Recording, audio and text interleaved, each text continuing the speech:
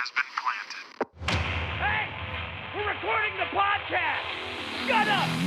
Good morning to you wherever you are, because it is for May 27th, 2024. My name is Bernie Burns. With me, sitting right over there, I understand that Charlize Theron will be playing her in the sequel. Say hi to Ashley, everybody. I should be so lucky. I should be. No, hey. I meant yes. That's what I meant to say was yes. I agree with you. Did a funny bit with my microphone to entertain Ashley here, and then got my microphone stand caught on the side of my chair. So if you heard a lot of rumblings there, that's what that was. Hey, everybody. It is Monday. It is very specifically Memorial Day.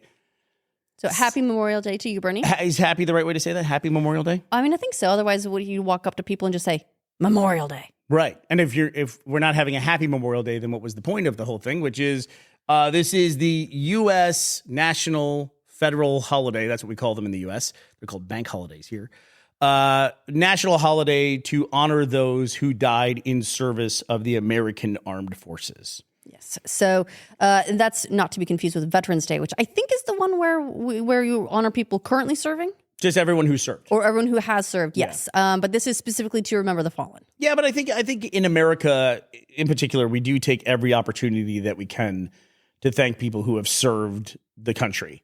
You know, and typically that means military. Right? That's true. Yeah, we don't have a lot of public services. Like, you don't see a lot of that stuff anymore. Like, you wouldn't walk up to somebody from Teach for America and say that necessarily. True. Also, the military uniforms are generally a giveaway. It makes it easy to be like, hey, you, thank you for your service. That is true. That is true. Yeah. And there's, in the UK, Scotland specifically where we are, there's also a big culture of celebrating and honoring those who specifically fell in World War I. Wouldn't you agree with that, Ashley? I would. So the sort of, I guess, equivalent of Memorial Day in the UK is called Remembrance Day. And that's actually later in the year. That is... November, right? Yes, November.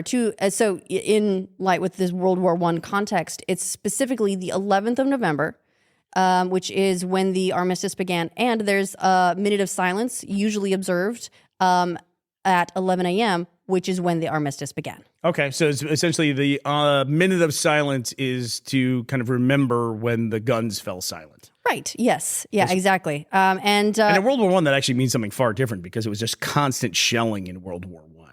So I think there's even audio recordings of when the guns fell silent, and you can literally just hear the war end. I think, was that the documentary that Peter Jackson did? Oh, yeah. Well, he would have done one of them for sure. He put together so much footage. It's incredible. Peter Jackson is so well known. He just announced some new Lord of the Rings movies. But his documentary work is absolutely incredible. Like some of his early flight stuff that he did. There's the They Shall Not Be Forgotten. Is that the name of his World War I documentary? I'm looking that up right now. And then he also did a documentary about the Beatles. Remember that he put together? No. So, I do remember that. Yeah. That was just, basically being able to have access to these film archives and having the resources to go through them and comb. And, of course, then the filmmaking skills to make something really incredible. Yeah, so that movie was called They Shall Not Grow Old. They Shall Not Grow Old, yes. And I remember there's a part in it, too, or I'm not sure if it's in that or if it was just a special screening that we went to, but he was specifically talking about the work they did to recover a lot of that footage and to like heal it or repair it so that it could be used in this documentary. It's a fantastic documentary. Highly recommend checking it out. And one of the things that's really striking about living in Scotland, especially rural Scotland with these small little villages and farming communities, is everywhere you go, Ashley, there is a memorial in every single one of these villages. Yes. It's a World War I memorial specifically, I believe.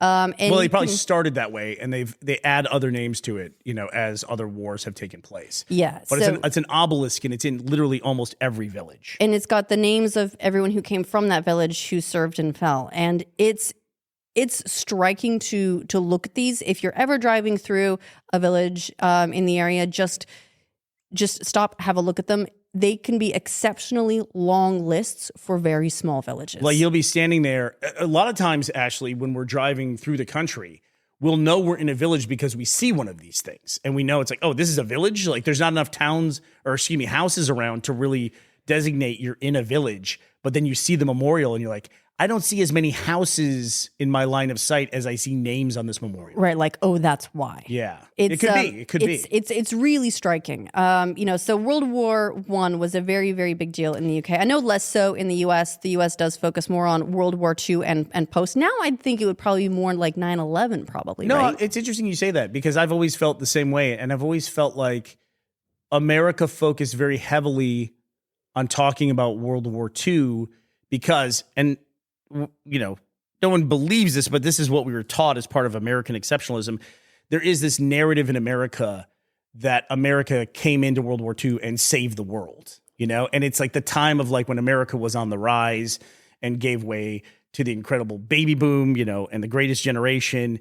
It's all tied up in that as well. So it does seem like World War II is much more the narrative in America than World War I. And here you get a much greater sense of World War I being hugely impactful. Yeah, I would agree with that. Yeah, which makes sense. But today is the American holiday to honor those who have fallen in service of the American Armed Forces. And we just want to say thank you to everybody for their service who is either served in the past or serving now.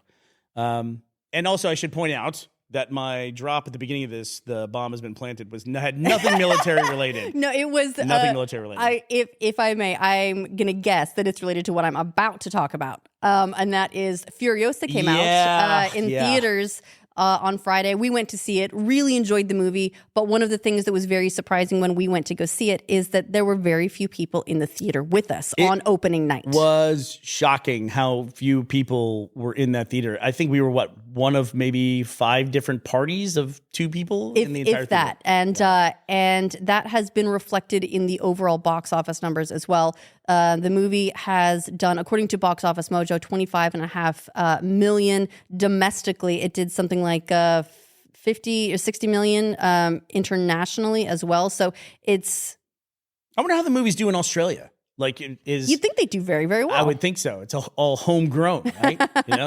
And this was one of the times too at the beginning of, no spoilers here, at the beginning of Furiosa, you actually saw the continent of Australia. Like when they were zooming in. Zoomed straight into it. And I wonder if that was like now they're acknowledging that this is in Australia. Right. Almost like in the first movies, they were using Australia because that's where the filmmaker is from. Right. But they weren't necessarily telling an Australian-centric story. No. Like, it wasn't necessarily taking place in Australia. It was just, this is the wasteland and this is what we've got to work with. It was but cool now to they be are acknowledging that. Able to hear Chris Hemsworth, though, speaking in his native accent. I wonder if that was a challenge for him because he's so used to not doing that. It's interesting because I read about it. It's actually not his accent that he's using in that. He's mimicking his father's accent, which I guess is some different, like, dialect within Australia that I would not be able to identify. There was a point in time when I could, though, when we would travel down there so frequently.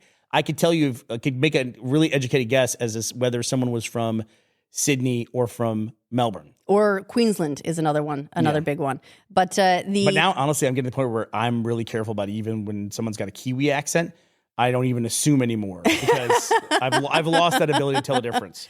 Yeah, and so the movie came out. It's in my opinion a really good movie. It got really good reviews and everything, and yet no one's gone to see it. Hence the bomb drop. Yeah, we had a whole Patreon episode that we did this weekend dedicated to the spoiler stuff because we thought, oh sure, this is the first big summer movie.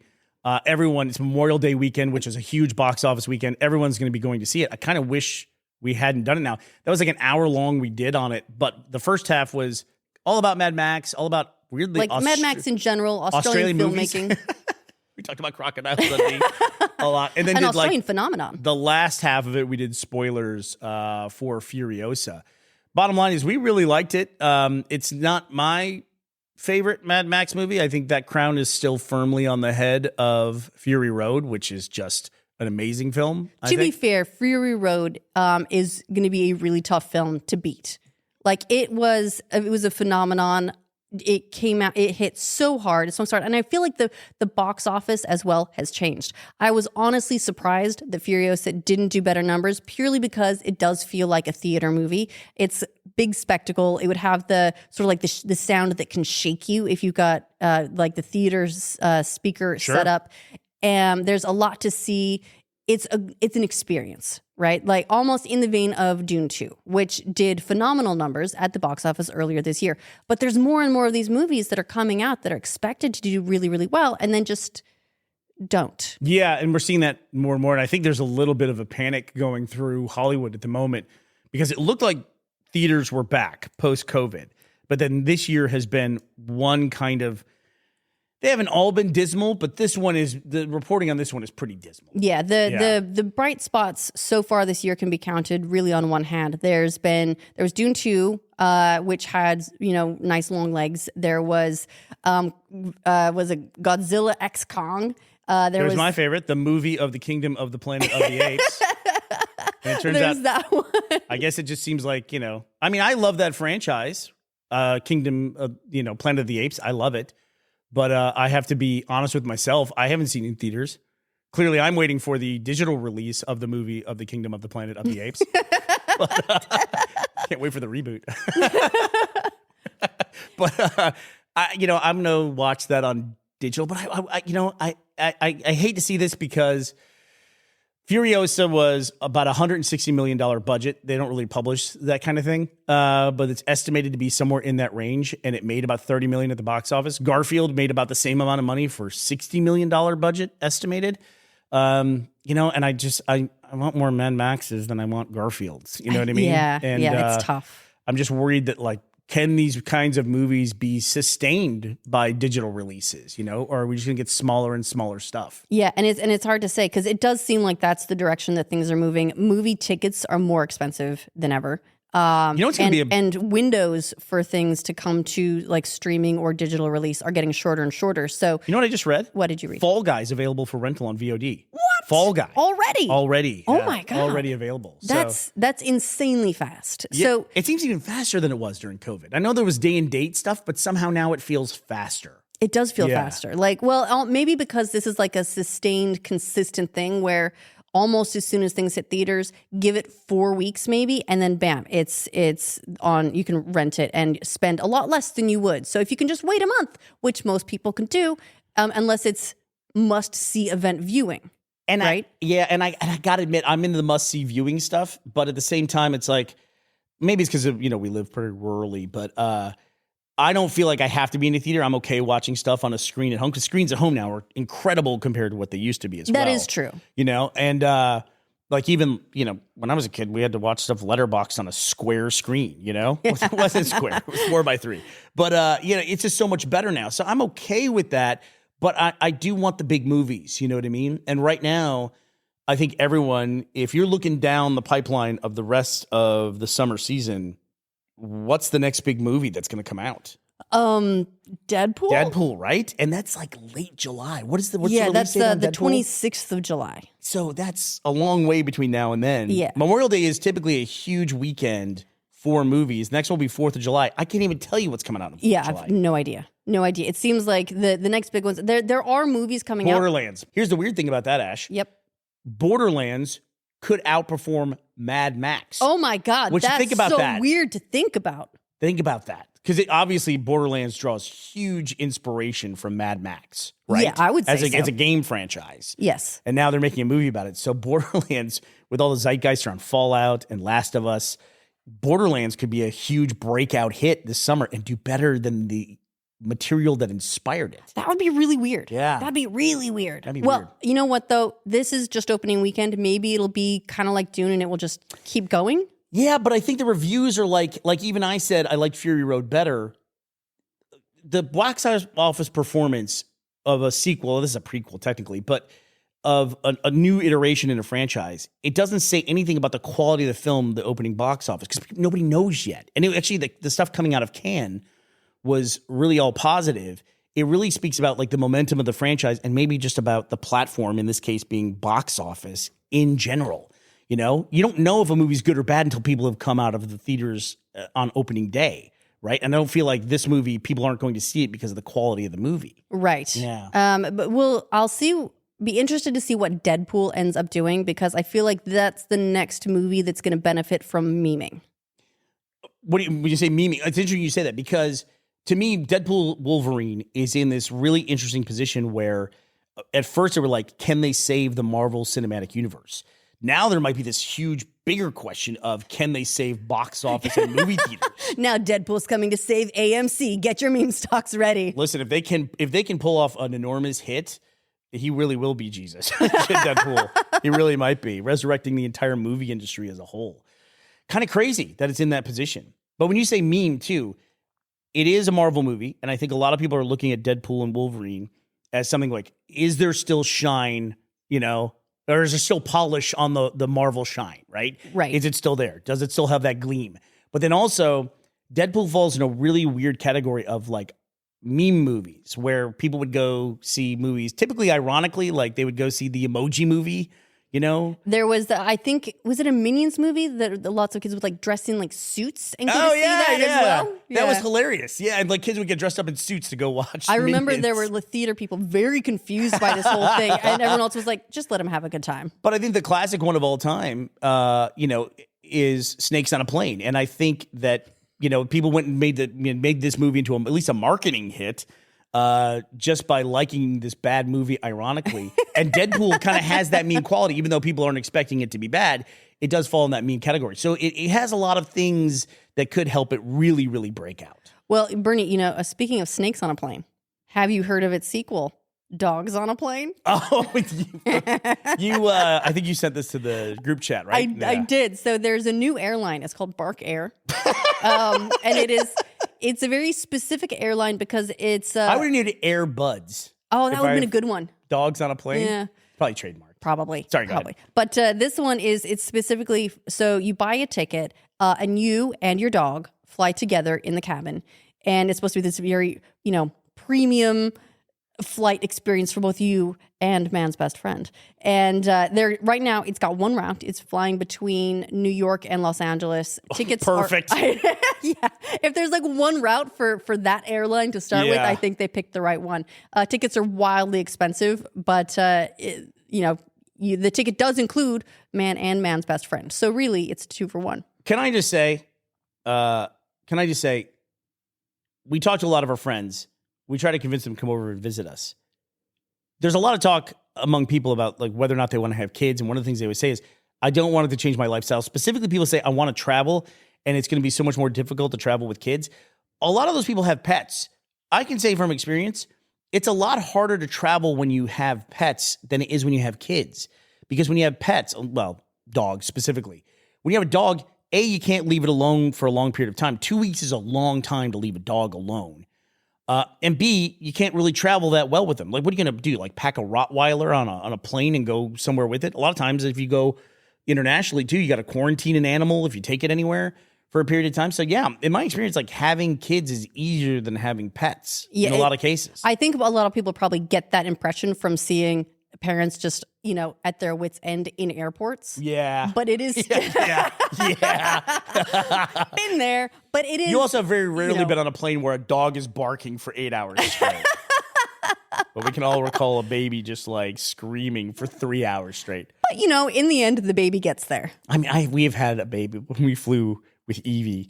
She's an angel, and she lost it on this one plane. She's an angel until she got on the airplane. Would you say that's the most she's ever cried in one go? I would. Yeah. I would absolutely say and that. I remember saying to her, I was like, how have you not passed out from this? Like, how do you have the energy to keep going? Yeah, she was just going and going. And then, of course, it's a feedback loop, too, because the parents get stressed and then everyone around them gets stressed. There's probably like pheromones in the air or something like that. Yeah, it is also as we're like ferrying her back to the the sort of like back area, like the very rear of the plane, so she's not around too many people to be making noise and bothering them. And it's the whole thing. It really is. So the process of traveling. I think I completely undermined my earlier point by this story. No, I'm going to bring this back around. The immediate stress of traveling with kids is probably higher, but the overall ability to travel with kids is much easier, or it was until Bernie. Bark Air. Bark Air. Can I tell you the weirdest thing about this airline?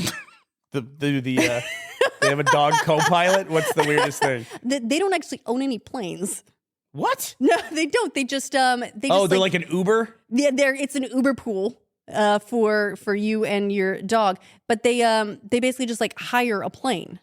Yeah. or like rent a plane and Charter a fly plane, with that. yeah. They charter and fly with that. So Well, then really no wonder it's interesting. so damn expensive. I know, That makes right? sense. Yeah. But maybe they're going to be raising money for their own plane if this thing takes off. Yeah, for the New York to LA canine hop.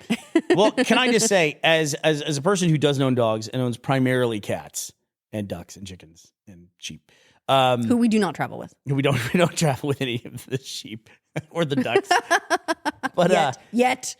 Wait until they get their own airline. actually, we lived in a little place I like to call Austin, Texas, and Austin went through some kind of weird cultural shift where suddenly, like in the early 2000 teens, people were just like, you know what I'm going to do? I'm going to bring my dog everywhere. Everywhere I go, I'm going to bring my dog. It does seem like that developed very quickly. And we moved out in about 2019. And I just recently I read the Austin subreddit on Reddit, publicly traded company. I read the Austin subreddit mainly for weather events. And there's been like all these hailstorms. Lots of hailstorms. There was a tornado in Texas recently. Well, there's been tornadoes in Texas before. Not typically in where we lived in Texas. It's a very big state. But up towards Oklahoma, they always have tornadoes up there. Those scare the shit out of me because you just don't know when they're coming.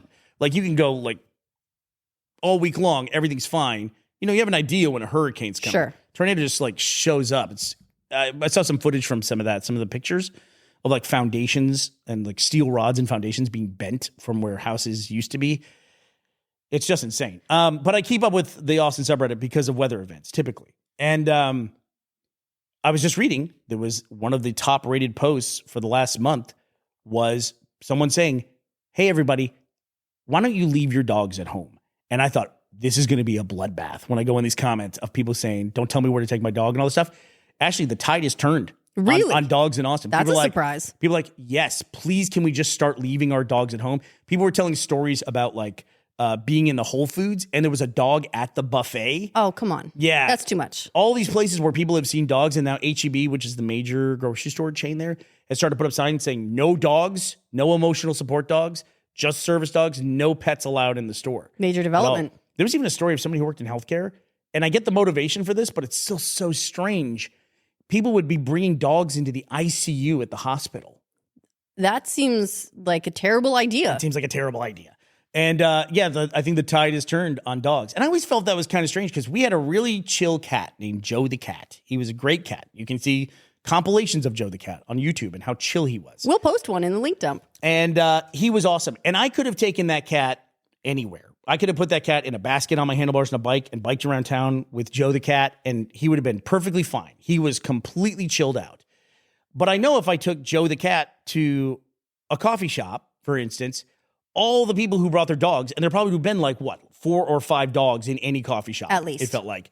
They would have all freaked out because there's a cat there, and I would have been the weirdo. Like, what are you doing bringing your cat here? My cat would have been fine, and all the dogs would have been freaking out, but it would have been my problem for being the lunatic who brings a cat out in public, you know? Yeah, yeah. But it's somehow we established that dogs go everywhere with us, and cats are like, no, they stay at home. It's probably events like people taking their dogs to the ICU or the Whole Foods buffet, things like that have just really probably put it across the line. Mm-hmm. You know, there's been in recent years almost like, I don't think infantilization is the right word, but people treating dogs. Can I ask you a question? You may.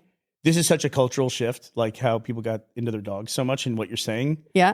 I agree with. Are you nervous talking I'm about this? so nervous talking about this. I'm so nervous talking about I this. feel like we're going to get like such incredible negative feedback. It's entirely for not possible. saying like dogs are the greatest thing that ever lived. But here's the thing. It's not that dogs aren't great. Dogs are awesome. Dogs are great, but there are people who want everyone else to take great care of their dogs as well. We love kids too. Don't bring a kid to the opera, right? Right. You know, it's like there's places where you don't bring babies. Don't bring a baby to Furiosa, you know? Or do. What? Or, As long as you buy a ticket? As long as you buy a ticket. Furiosa needs all the help it can get. No, but I hope what we're saying comes across here. It's like the culture in Austin got to be a little weird. A little too much. Ashley, It's just too much. it's just too much. It's just too much. That's it. It wasn't an overdose. It was just too much. Just too much. Well, before we go, I want to do a quick thank you to Damir Zirovic and Brian Lasso for sponsoring this episode of Morning Somewhere. Thank you for being sponsors. Did on he our overdose? No, it's just too much. Patreon. Oh my God, that's the best. Thank you so much for sponsoring this podcast. And if you're a member of the American military, I know that Memorial Day is when we thank the people that have passed away in service of the American Armed Forces, but I want to thank everyone who has served their country. Thank you very much for your service. All right, well, that does it for us today, this Monday, May 27th, 2024. We will be back to talk to you tomorrow. We hope you all will be here as well. Bye, everybody.